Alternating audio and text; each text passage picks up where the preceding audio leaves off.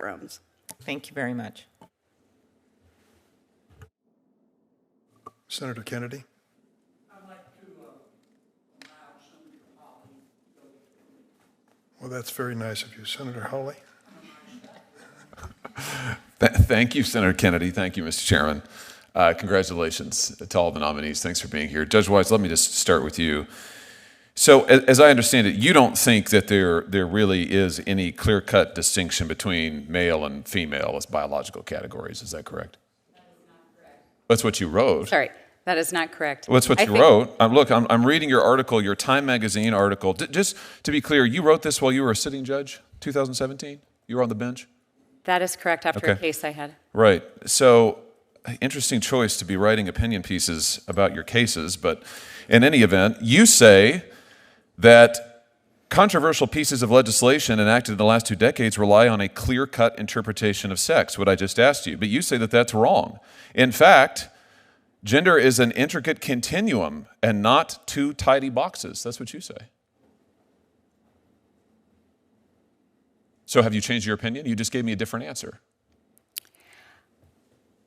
I believe that generally speaking, there are 2 sexes, male and female, that are designated by a doctor at birth, and that applies to the vast majority of people. But that laws that are based on that distinction are impermissible. That's what you say in this article. Is that correct? That's still your view?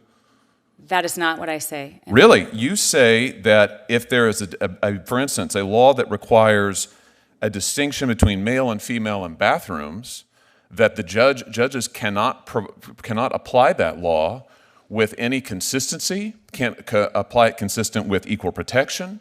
There are no, what is it? It's virtually impossible for judges to consistently apply a law that permits or prohibits conduct based on whether someone is a man or a woman. So all bathroom laws that require biological sex, that designate bathrooms based on biological sex, are impermissible?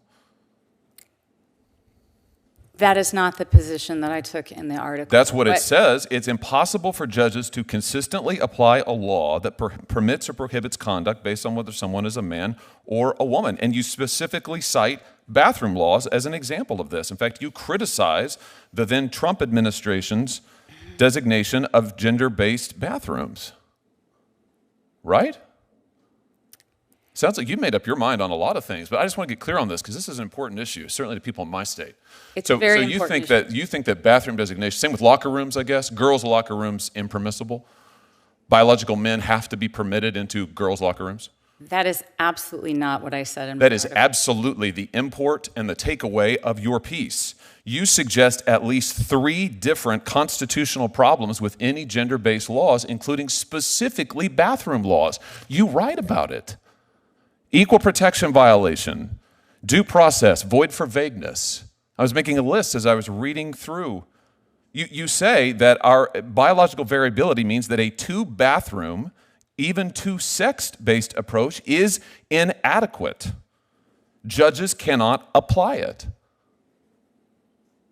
So if Title IX is interpreted to protect women's sports, biological women playing sports with other biological women, it's unconstitutional?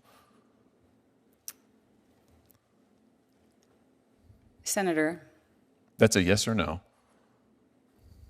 I was referring to the 5 babies born a day that doctors have challenges. No, you wrote an article that is extremely broad that pronounces on a range of issues and pronounces quite definitively.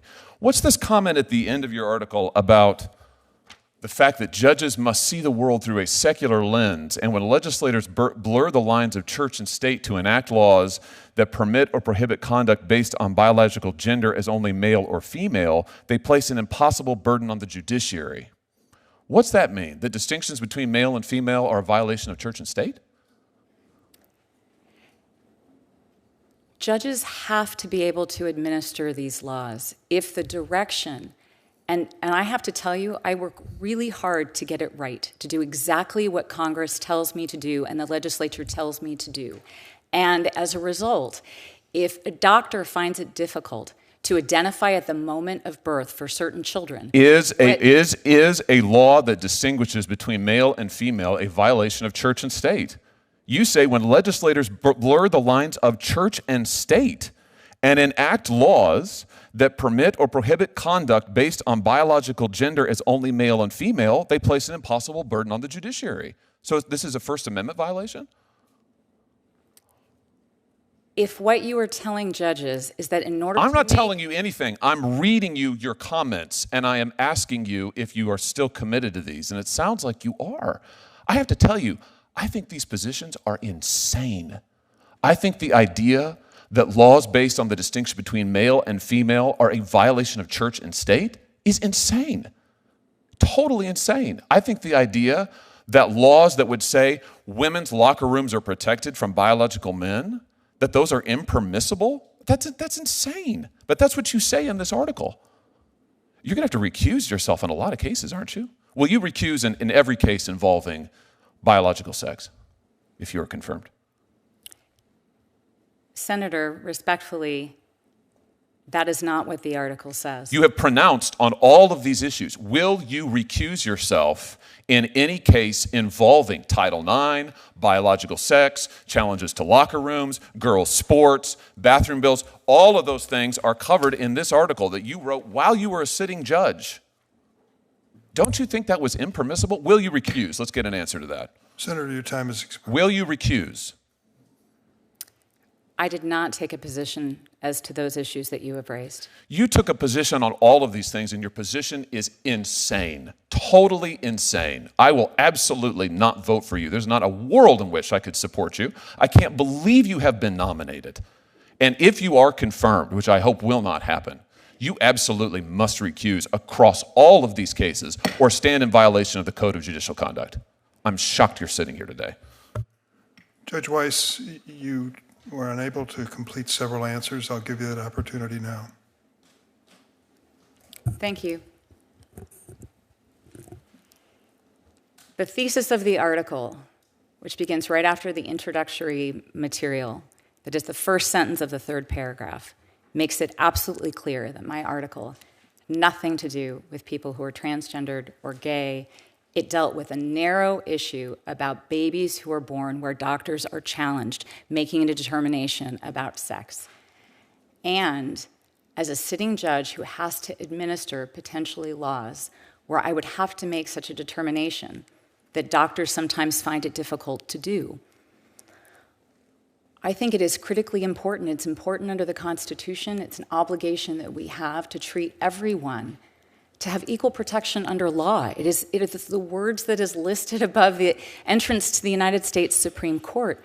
I actually believe that everybody who is in here cares about all newborn babies and what the circumstances are for all of them. And for those children who eventually become adults,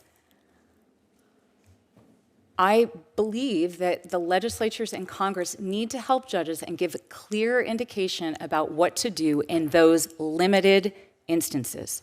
And that is all. Senator Butler?